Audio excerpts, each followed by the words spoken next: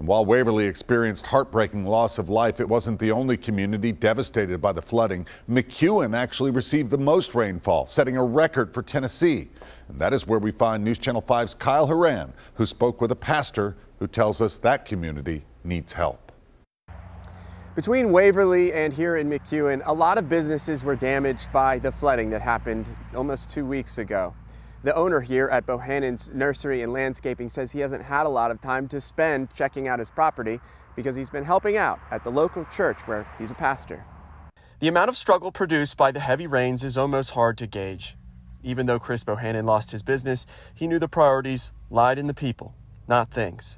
I understand it's just stuff, and I'm a firm belief that God works things up to good for those that love Him. Bohannon opened the doors to his church in McEwen rather than focusing on himself in this difficult time. So many others lost their homes, and some of these that lost homes and family.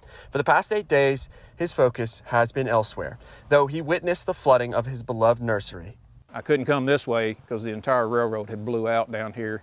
Gravel bar was 3 foot high out here in the road, all the way down through here. The force of the water was great. But it was like a major river, just a small river just running across right there for several hours after the fact.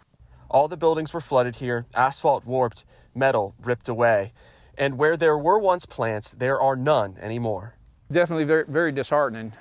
This whole area back behind you here was full of shrubs, trees and stuff. And as you can tell, they're just gone. You know, the entire stock is just wiped clean.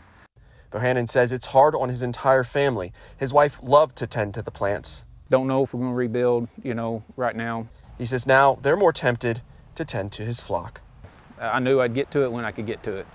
Kyle Horan, News Channel 5. Tomorrow morning, a group will be at the nursery to see what they can salvage. If you'd like to help the McEwen community, donations are being accepted at Bohannon's church. It's Zion Hill Church of God of Prophecy.